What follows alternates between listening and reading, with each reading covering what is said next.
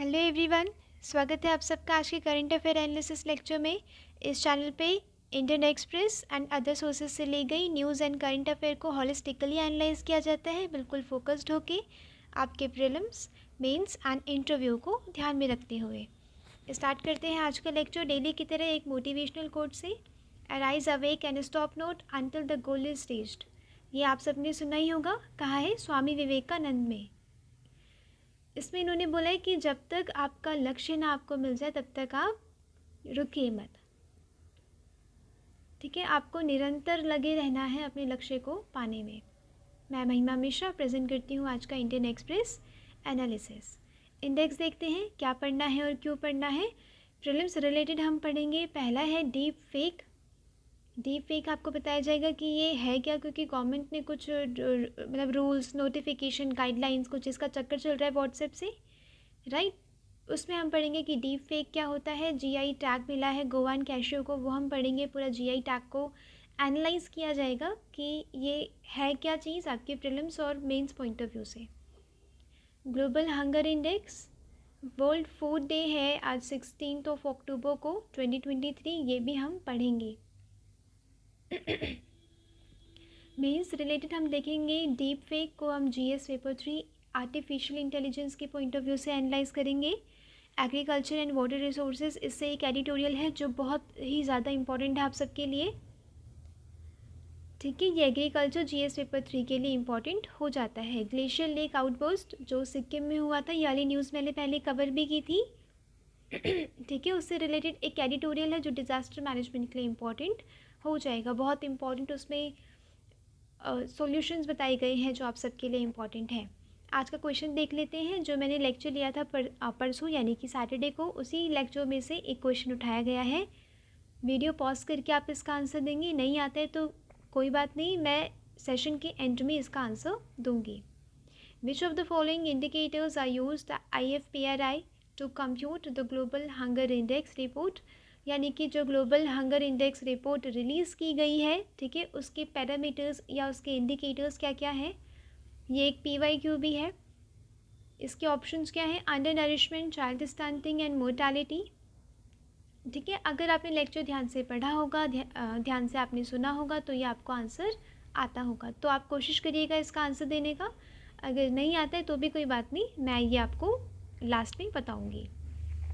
पहली न्यूज़ देखते हैं प्रीलिम्स, मेंस एंड इंटरव्यू के पॉइंट ऑफ व्यू से। बहुत इंपॉर्टेंट है। Citing deep fakes, government look at IT rules to make WhatsApp disclose source ID, यानी कि जहाँ से वो डीप फेक या फिर वो मिस इन्फॉर्मेशन ओरिजिनेट हो रही है ना, उसकी सोर्स ID, उसका ओरिजिन मांगा है गवर्नमेंट ने व्हाट्सएप से। ये बहुत कंट्रोवर्शियल है।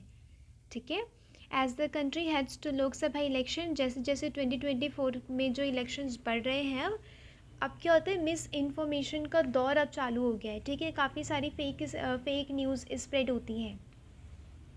ठीक है, उसे टैकल करने के लिए और डीप फेक के माध्यम से जो मिस इन्फॉर्मेशन स्प्रेड करी जा रही है, उसे टैकल करने के लिए यहाँ पे सरकार ने कदम उठाया है।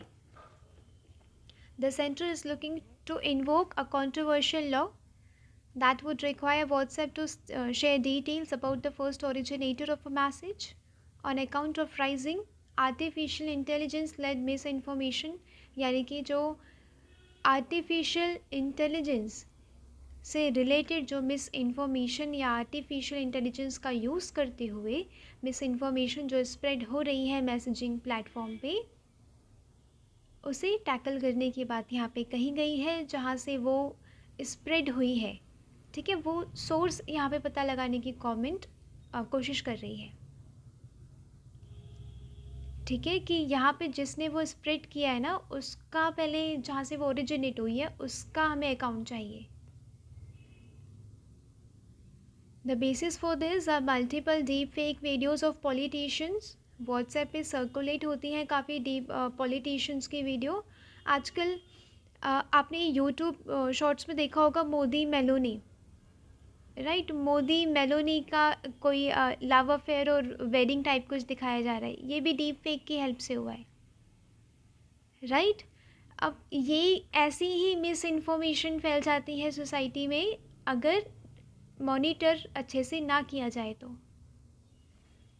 Government is understood to be in the process of sending an order in the messaging company under the Information Rule 2021 seeking the identity of people who first shared the video on the platform. अब ये controversial क्यों है? WhatsApp कहता है कि ये हमारी जो प्राइवेसी है उसके आड़े आ रहा है अगर आप ये चीज़ मांगेंगे तो। ठीक है, अब यहाँ पे डीप फेक को टैकल करना इतना ज़रूरी हो गया आजकल की सोसाइटी में कि ये किसी भी एक अच्छे खासे मतलब पर्सन को बदनाम करने के लिए बहुत ही सफिशिएंट है। डीप फेक टेक्नोलॉजी होता क्या है पहले देख लेते हैं। Is a method for manipulating videos. Social media के ज़माने में आजकल कितनी सारे वीडियोस, इमेजेस, ऑडियोस हमारे रहते हैं प्लेटफॉर्म्स पे, राइट। उसे मैनिपुलेट कर देना यानी कि कुछ ऐसे वर्ड्स बुलवा देना, या पोर्नोग्राफी आपने वो डीप फेक के थ्रू आपने सुना होगा, ठीक है, वो भी चीज़ें यहाँ पे मैनिपुलेट कर दी जाती हैं। ठीक है, वीडियोस को, इमेजेस को, ऑडियोस को चेहरा लगा देना, वो जैसे कि किसी पोर्नोग्राफी कोई वीडियो है उस पर कोई चेहरा लगा देना, किसी सेलिब्रिटी का चेहरा लगा देना, राइट। ये बहुत बुरी चीज़ आजकल सोसाइटी में फैली है। It is use to generate fake news and commit financial fraud among other wrong doings.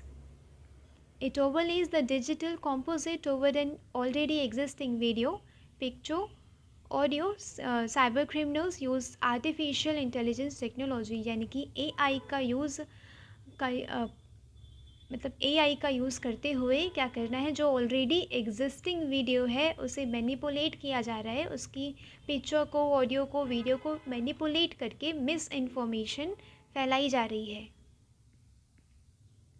इसका ओरिजिन हुआ था 2017 में। डीप फेक एक एनोनिमस एक रेडिट यूज़र है जो अपने आप को डीप फेक कहता है, वहाँ से इस वर्ड का ओरिजिनेशन हुआ था।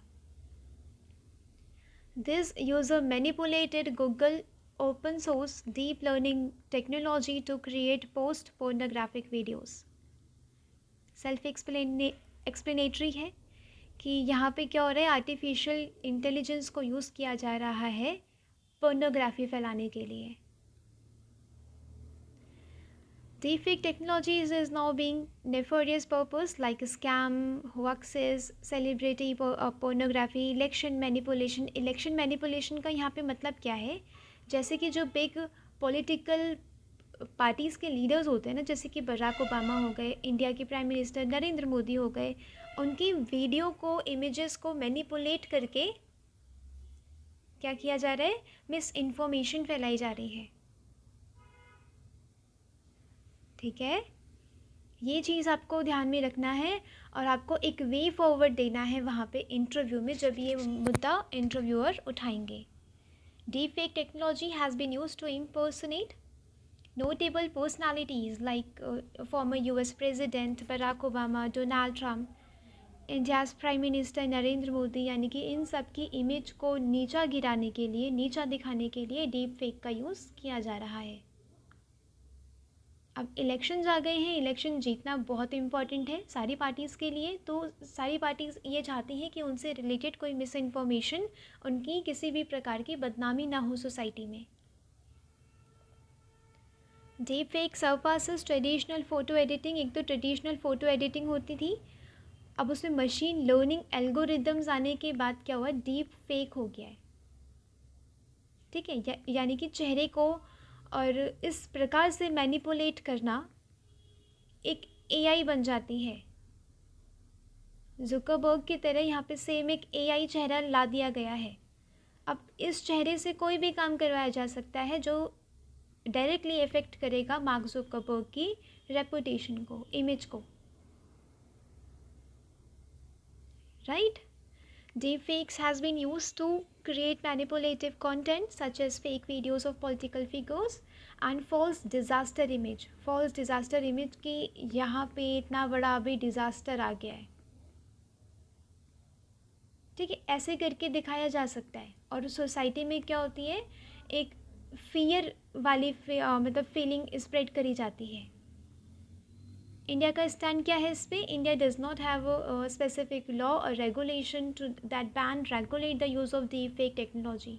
अभी तक कोई लॉ तो नहीं है, बट सोसाइटी जैसे जैसे चेंज हो रही है, जैसे जैसे आर्टिफिशियल इंटेलिजेंस का यूज़ बढ़ता जा रहा है, उसका ओवर यूज़ एंड मिसयूज़ होने लग गया है, कोई ना कोई लॉ लाना ये एक immediate need of the hour है. Existing laws such as Section 67A of IT Act 2000 have provisions that may apply to certain aspects of deepfakes such as defamation and publishing explicit material. यानी कि penalise किया जाएगा, defamation होगा या फिर कुछ ऐसे होते हैं ना कुछ आपत्तिजनक कंटेंट डाल देने के बाद मटेरियल अगर सोसाइटी में स्प्रेड होता है या मिस इन्फॉर्मेशन स्प्रेड होती है तो पेनलाइज किया जाएगा, आपको पनिश किया जाएगा. Section 500 of Indian Penal Code provides punishment for defamation. ठीक है, अगर आप किसी सेलिब्रिटी की, पॉलिटिशियन की अगर आप बदनामी करते हैं तो इसके लिए भी मतलब दंड देने का भी प्रावधान है. Personal Data Protection Bill 2022, if passed, could provide some protection against the misuse of personal data, but it does not explicitly address deep fake. यानी कि डीप फेक को एड्रेस करने के लिए एक सेपरेट लॉ लेके आना पड़ेगा, राइट. पर्सनल डाटा का मिसयूज़ होने पे पनिशमेंट तो है पर्सनल डाटा प्रोटेक्शन बिल में, बट डीप फेक से रिलेटेड या फिर एक्सप्लिसिट चीज़ें मेंशन नहीं है.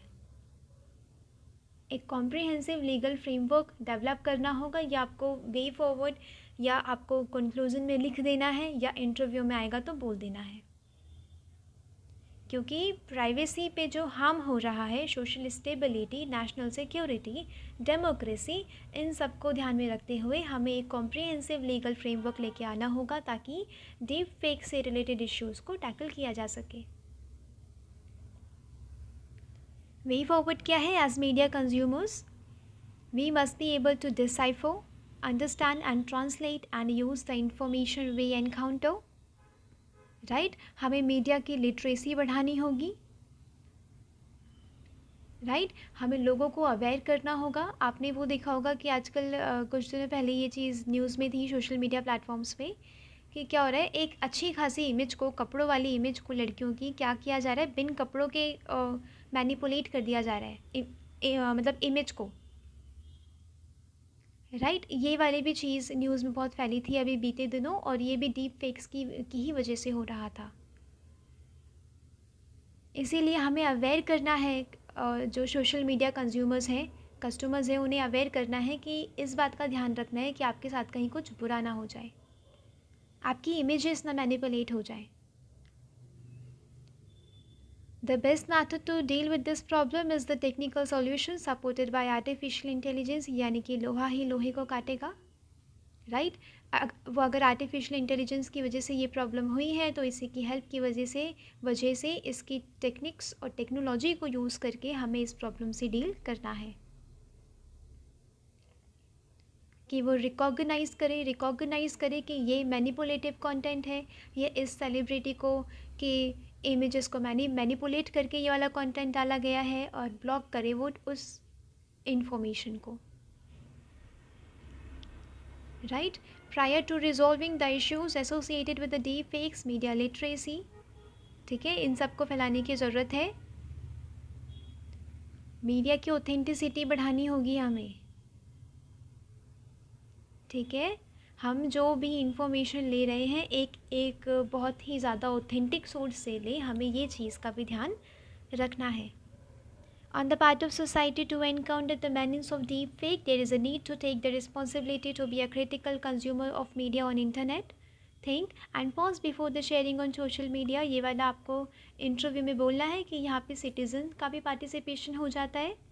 ऐसा नहीं है कि सब कुछ सरकार और सब कुछ टेक्नोलॉजी करी जा रही है, आपको भी कुछ चीज़ स्प्रेड करने से पहले थोड़ा सा सोच लेना है कि जो मैं इन्फॉर्मेशन स्प्रेड करने जा रहा हूँ या रही हूँ, ये कहीं किसी को हार्म ना पहुँचाए, ये दो कम्युनिटीज़ के बीच में कोई लड़ाई झगड़ा ना करवा दे, ठीक है. ऐसे करते हैं न्यूज़पेपर का एनालिसिस कि आपने एक न्यूज़ पढ़ी डीप फेक से रिलेटेड, सरकार ने कुछ इस पर कुछ हलचल हुई है, इतना पता रखना है, और डीप फेक के बारे में आपको प्रीलिम्स, मेंस और इंटरव्यू पॉइंट ऑफ व्यू से कवर कर लेना है. लगे हाथ। राइट। नेक्स्ट इंपॉर्टेंट न्यूज़ देखते हैं, ये प्रीलिम्स के लिए इंपॉर्टेंट है। गोवा के कैशियो को जीआई टैग मिला था बीते दिनों, तो आज हम पढ़ेंगे जीआई टैग क्या होता है। ये प्रीलिम्स के लिए इंपॉर्टेंट है, बट बहुत ज़्यादा इंपॉर्टेंट तो नहीं है क्योंकि इससे क्वेश्चन अब बनते नहीं हैं प्रीलिम्स में। राइट, बट ये चीज़ थोड़ी बहुत समझनी या फिर इससे रिलेटेड कुछ फैक्चुअल इन्फॉर्मेशन है वो चीज़ याद करनी ज़रूरी है। रिसेंटली गोवान cashew कैरिनल got the geographical indication tag. A GI tag is conferred upon products originating from a specific geographical region signifying unique characteristics and qualities. Essentially, it serves as a trademark in the international market. यानी कि ये एक किसी particular product को दिया जाता है, वो उस प्रोडक्ट का जो नाम है ना वो इंटरनेशनल मार्केट तक भी चला जाता है, बढ़ जाता है। तो यहाँ के जो एम्प्लॉयर्स होते हैं या यहाँ के जो वर्कर्स होते हैं, बहुत इन्हें फ़ायदा होता है। जो लेबर्स होते हैं ना उस प्रोडक्ट को बनाने के लिए बहुत फ़ायदा होता है उन्हें, मतलब इन लोगों को, इन कमज़ोर वर्ग को पैसा मिलता है। देखते हैं जोग्राफिकल इंडिकेशन टैग। लोगो है ऐसा और इसका मोटो है invaluable treasure of incredible India. Geographical indication tag is a tag name or sign used on a certain products that correspond to a specific geographical location or origin, जैसे कि Darjeeling T, ये किसी एक पर्टिकुलर लोकेशन की बात यहाँ पे करता है। जैसे कि बिहार मैथिली मखाने, पिछली बार अभी रिसेंटली अभी ये भी न्यूज़ में था। ठीक है, बे लीफ जो तेज पत्ता होता है उत्तराखंड का, उसे भी मिला। बासमती राइस उत्तराखंड का। ये क्या हो रहा है, किसी एक पर्टिकुलर लोकेशन की जानकारी दे रहा है प्रोडक्ट से related. Right, the GI tag ensure that only the authorized users or those residing in the geographical territory are allowed to use the popular product name. ये सेल्फ एक्सप्लेनेटरी है, यानी कि जो वहाँ के लोकल्स होंगे ना उनको बहुत फ़ायदा होगा। कोई इस चीज़ को कॉपी नहीं कर पाएगा, उस नाम को कॉपी नहीं कर पाएगा। Right, it also protects the product from being copied और इमिटेटेड बाय अदर्स। ये वैलिड होता है 10 साल के लिए।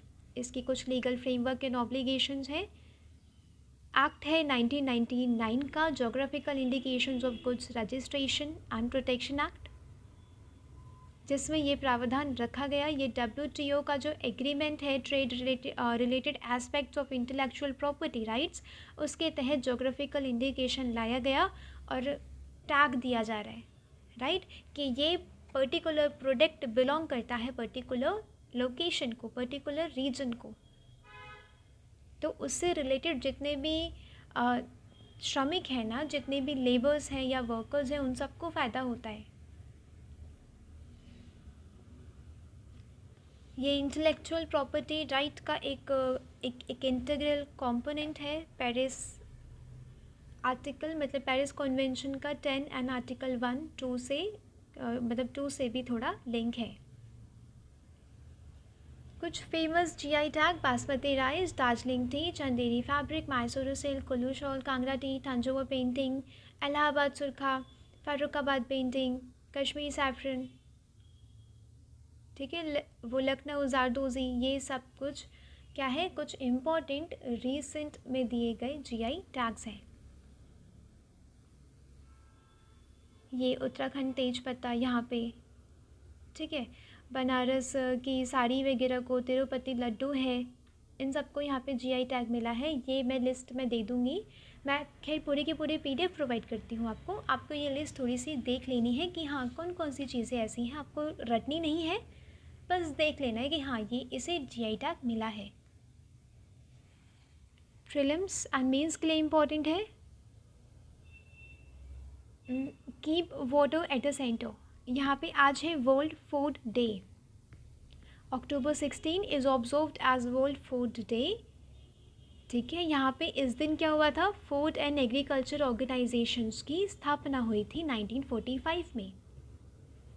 वर्ल्ड वॉर 2 के दौरान ना काफ़ी सारे डिस्प्लेस्ड हुए थे, काफ़ी सारों के पास फूड नहीं था खाने को। फिर ये एक इंटरनेशनल ऑर्गेनाइजेशन बनाई गई जिसके तहत जो लोग हैं उन्हें क्या करना है, फूड प्रोवाइड करना है वर्ल्ड वॉर 2 के दौरान जिन लोगों को भी दिक्कत आई है, ताकि मैल न्यूट्रिशन, हंगर, फूड क्राइसिस ना हो जाए, जिस वजह से इसके लिए ये ऑर्गेनाइजेशन इस्टेब्लिश की गई।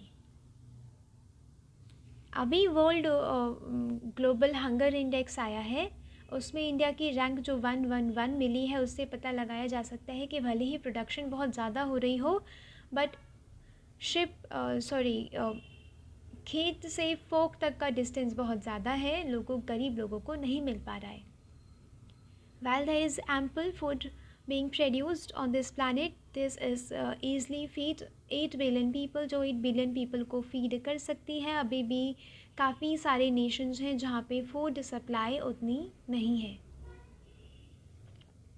इस बार का थीम क्या है, ये चीज़ आपको याद रखनी है आपके प्रीलिम्स के लिए भी, and one liner current affair अगर आप वन डे एग्ज़ाम देते हैं उसके लिए भी इम्पॉर्टेंट हो जाता है ये चीज़।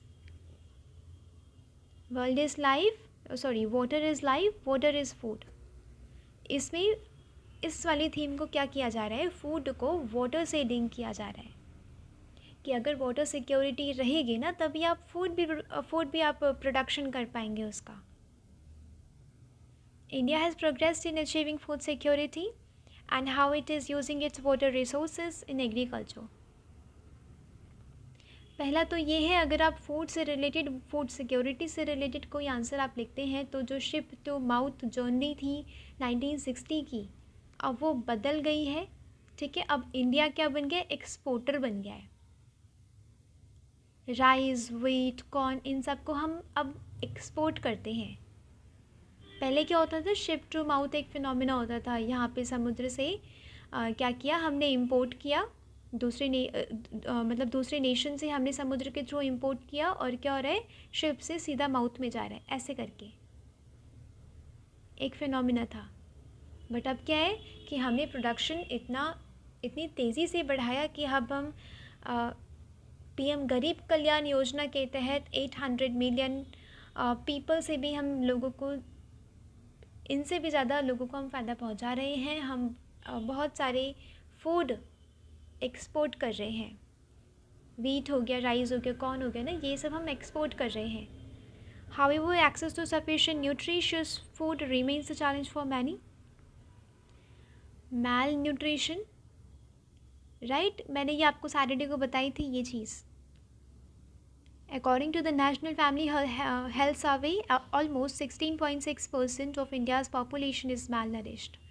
अगर आप malnutrition पे कोई आंसर लिखेंगे GS पेपर 2 में, ठीक है, poverty and hunger related issues, उसमें आप malnutrition लिखेंगे तो आप ये चीज़ मेंशन करेंगे कि नेशनल फैमिली हेल्थ सर्वे के अकॉर्डिंग क्या है, 16.6% और 16% के करीब क्या इतने लोग malnourished हैं, यानी कि उन्हें वो खाना खा रहे हैं, मिल रहा है, सिर्फ पेट भरने के लिए खा रहे हैं, और उन्हें माइक्रो न्यूट्रिएंट्स की कमी हो रही है।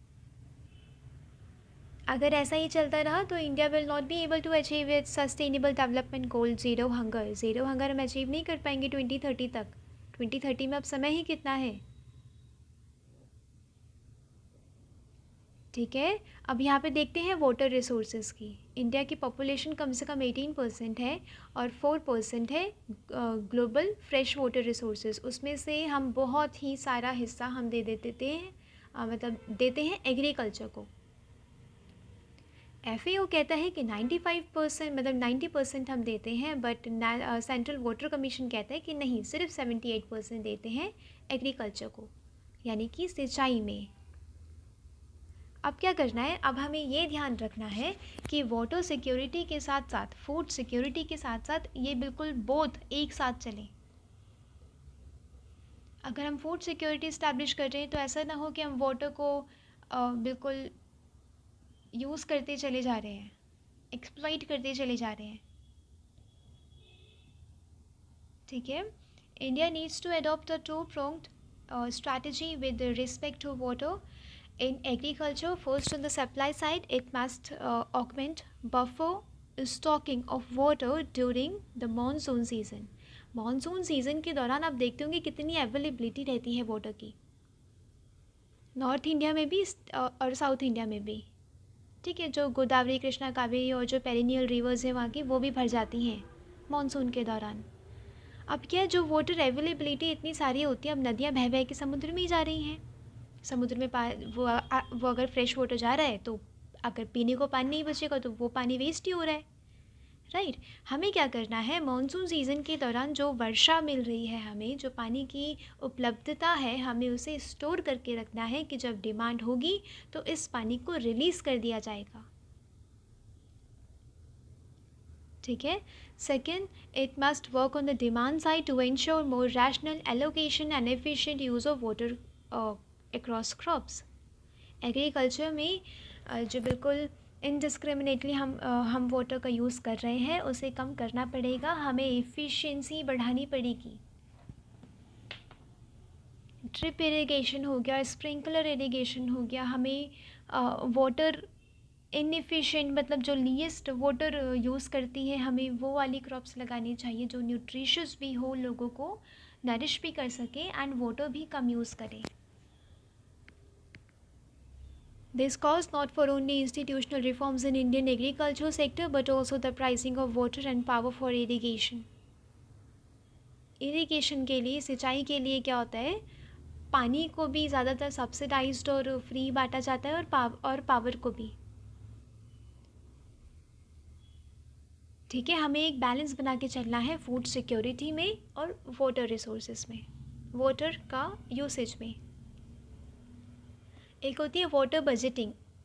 वाटर बजटिंग भी आप अपने आंसर्स में लिखेंगे, ये बहुत इंपॉर्टेंट वर्ड है कि एक फैमिली में जितना वाटर यूज़ हो रहा है ना, उसे हम बजट करेंगे कि हाँ सुबह के दौरान इतना पानी यूज़ हो जाता है, दिन में थोड़ा कम पानी यूज़ होता है, रात में सुबह के हिसाब से थोड़ा कम पानी यूज़ होता है। ऐसे करके अगर हम बजट बनाएंगे ना तो पानी की एफिशिएंट यूज़ में, मतलब पानी को हम एफिशिएंटली यूटिलाइज़ कर पाएंगे, वेस्ट नहीं होने देंगे। ठीक है। अब जो डैम्स हो गए, रिचार्ज एक्वाफर्स हो गए, ये कितने इम्पॉर्टेंट है पानी को सिक्योर करने के लिए, वाटर सिक्योरिटी के लिए, बट गवर्नमेंट के पास इतना फ़ंड नहीं है क्योंकि करीब 4 लाख करोड़ वो दे देते हैं फर्टिलाइज़र की सब्सिडी में, पीडीएस में, राइट। और स्टेट गवर्नमेंट के पास इतनी पॉलिटिकल विल नहीं है कि वो ग्राउंड वाटर इरिगेशन से यहाँ मतलब है कि आपको रिचार्ज एक्वाफर्स, आपको कौन को रिचार्ज करना है, ग्राउंड वाटर रिचार्ज होना चाहिए, तभी वो एग्रीकल्चर में यूज़ हो पाएगा, राइट। अब जैसे जैसे क्लाइमेट चेंज हो रहा है, इतने सूखे पड़ने की प्रॉब्लम, इतने जो ड्रास्टिक नेचर वेगरीज हैं वो चीज़ आ रही है, राइट, जिस वजह से क्या हो रहा है, पानी की किल्लत देखने को मिल रही है। हमें अपना फोकस शिफ्ट करना होगा from land productivity to water productivity. हमें देखना होगा कि अगर हमने 1 हेक्टेयर हमने ग्रेन उगाया है तो उसमें कितना पानी लगा है, राइट। फॉर एग्ज़ाम्पल हम जब चावल उगाते हैं ना तो उसमें 3000 लीटर्स पानी लगता है, 3000 लीटर्स पानी लगता है। कितना ज़्यादा हम वाटर को यूज़ करते हैं पर केजी ऑफ राइस में, और वहीं चाइना में अराउंड 300। तो वाटर एफिशिएंसी वहाँ पे ज़्यादा है कि यहाँ पे ज़्यादा है? ऑब्वियसली चाइना में ज़्यादा है। हमें ऐसे ही हमें डेवलप करनी है टेक्निक्स ताकि हम क्या करें, वाटर को सेफली यूज़ कर सकें। We found out that while in Punjab land productivity of rice is one of the highest, but water productivity is lowest. ठीक है, Punjab is one of the most inefficient growers of rice in terms of water used. ऊपर से वो carbon emission भी बहुत ज़्यादा emit करता है, almost 5 tons per hectare of paddy cultivation. आप देख रहे हैं एग्रीकल्चर कितना अनसस्टेनेबल बनता चला जा रहा है इधर। पंजाब माना एक समृद्ध वो राज्य है, वहाँ पे एग्रीकल्चर अच्छा है, बट वो कितना इन्वायरमेंटली हार्म कर रहा है, कितना इकोनॉमिकली हार्म कर रहा है, वो पंजाब को नहीं पता, राइट। तो हमें क्या करना है, एग्रीकल्चर को हमें सस्टेनेबल बनाना है, उसे ग्लोबल वार्मिंग, क्लाइमेट चेंज की जो दिक्कतें हैं उससे डील करने के लिए हमें एग्रीकल्चर को रेजिलियंस बनाना है। ये जो मैं सारे कीवर्ड्स बोलती हूँ ये बहुत इंपॉर्टेंट है आपके आंसर्स के लिए, इंटरव्यू के लिए। Farming practices such as direct seeded rice and alternate wet and dry irrigation, zero till can also be rewarded as they will save water। हमें इन टेक्निक्स का यूज़ करना पड़ेगा। ठीक है, बॉटम लाइन क्या है कि कि हमें वाटर को एफिशिएंटली यूज़ करना है ताकि एक सस्टेनेबल फूड सिक्योरिटी रखी जा सके, क्योंकि ये काफ़ी डिफ़िकल्ट है। ड्रिप इरिगेशन, स्प्रिंकलर इरिगेशन जैसे मेथड्स का हमें यूज़ करना है। रेन वाटर को सेव करके रखना है। नेक्स्ट इंपॉर्टेंट देखते हैं, ये mains and interview point of view से इंपॉर्टेंट हो जाता है। जो ग्लेशियर लेक आउटपोस्ट हुआ था और सिक्किम में, मैंने आप सबको ये बताया था, तीस्ता रिवर का फ्लो बढ़ गया था, वहाँ पे फ्लड आ गया था, काफ़ी रेनफॉल हो गई थी, मूसलाधार बारिश हो गई थी वहाँ पे, 1-2 घंटे के स्पैन में ही वहाँ पे बाढ़ जैसी स्थिति बन गई थी। वहाँ पे एक फिनोमेना हुआ था कि ग्लेशियर लेक बर्स्ट हो गई थी। ग्लेशियर लेक क्या होता है, जैसे कि ग्लेशियर्स के बीच में ना एक ऐसी लेक होती है जो मेल्ट वाटर होता है उसे गैदर करके रखती है, उसे होल्ड करके रखती है। आसपास इसके क्या क्या रहते हैं, ग्लेशियर मोरेंस रहते हैं। ग्लेशियर मोरेंस कहते हैं इसे, ग्लेशियर का मलबा, जो काफ़ी लूज़ भी पता है लूज़ भी होते हैं। हल्का सा कोई अर्थक्वेक आया या हल्का सा इसमें मेल्ट वाटर के रिसने की जगह मिल गई तो पूरी की पूरी लेक बह जाएगी लोअर राइपेरियन स्टेट्स में या लोअर राइपेरियन जगह में। ठीक है, ये वाला मैंने बता दिया कि ये ग्लेशियर से बनते हैं, मेल्ट वाटर को एक्यूमुलेट करके रखते हैं और ये हल्के से लूज़ हो गए। इसमें क्या होते हैं, लूज डिपॉजिट्स ऑफ ग्लेशियर्स होते हैं, moraine rock boulders, soil and ice होते हैं। ठीक है, ये high vulnerability, high fragile zone होते हैं ये। ठीक है, कि हल्का सा अर्थक्वेक आया, मतलब हल्की सी वहाँ की ज़मीन हिली और सारा पानी नीचे। अब जैसे जैसे ग्लोबल वार्मिंग बढ़ती चली जा रही है, अब ग्लेशियर लेक ऐसी बनती चली जा रही हैं क्योंकि वाटर मेल्ट हो रहा है। अब कुछ कुछ समय के लिए तो वो पानी होल्ड करके रखेगा, अब अचानक से उसमें ट्रिगर हो जाएगा तो सारा पानी बह जाएगा। ठीक है, हमें इसकी वुल्नरेबिलिटी पॉइंट आउट करना ज़रूरी है। यहाँ पे कुछ ऐसे कीवर्ड्स हैं जो आपको ध्यान रखना है अपने जीएस पेपर 3 डिज़ास्टर मैनेजमेंट के आंसर के लिए। हमें मॉनिटर करना है continuously. A nationwide program to regularly monitor vulnerable glacier lakes by satellites and drones should be initiated. Hydrometeorological information and data gathered through monitoring should be combined. Issue and forecast and warning, यानी कि alert किया जा सके, हम early warning system वहाँ के लिए develop करें कि ये वाली ग्लेशियर लेक जो है वो 2-3 दिनों में फूटने वाली है। वहाँ की कम्युनिटीज़ को पहले ही अलर्ट कर दिया जाए और कुछ रेस्क्यू के वहाँ पे जो चीज़ें होती हैं, कुछ रेस्क्यू ऑपरेशन को भी कंडक्ट वहाँ पे करवाने की कोशिश की जाए। ठीक है, इंफ्रास्ट्रक्चर जो बिल्ड हो रहा है जो माउंटेन में जो इंफ्रास्ट्रक्चर मतलब बिल्ड हो रहा है, जैसे कि डैम्स हो गए, ब्रिजेस, हाईवेज, उसे हमें क्या करते हैं, स्ट्रिंजेंट क्वालिटी मेजर्स हमें लेके आने हैं कि ताकि कि अगर आप ये क्वालिटी मेंटेन नहीं करेंगे अपने डैम बनाने के लिए या बिल्डिंग बनाने के लिए तो उसे तोड़ दिया जाएगा या आपको मंजूरी नहीं दी जाएगी बनाने के लिए। ये चीज़ें होनी चाहिए क्योंकि इंफ्रास्ट्रक्चर तो सरकार डेवलप करवाती है, कुछ इंडस्ट्रियलिस्ट डेवलप करवाते हैं, बट नुकसान किससे होता है वो आप सिक्किम में जो हो रहा है वो आप देख ही रहे हैं। वहाँ पे नुकसान होता है आम लोगों को। ठीक है, तो ये चीज़ आपको ध्यान में रखनी है। देख लेते हैं क्वेश्चन में क्या था कि ग्लोबल हंगर इंडेक्स में किन किन पैरामीटर्स या इंडिकेटर्स को लिया गया है। यहाँ पे ग्लोबल हंगर इंडेक्स देखते हैं। एक टूल है यहाँ पे हंगर को नापने का, भूख को नापने का, global, regional and national level पे। इसके इंडिकेटर्स होते हैं ये, अंडर नरिशमेंट भी है, चाइल्ड स्टंटिंग भी है, मोर्टेलिटी भी है। यानी कि उसका आंसर क्या था, ऑल 1 2 3 वो था इसका आंसर।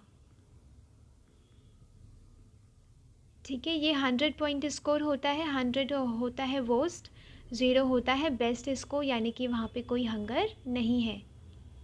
ये निकाला जाता है concern world wide and wealth hunger, hunger life, right.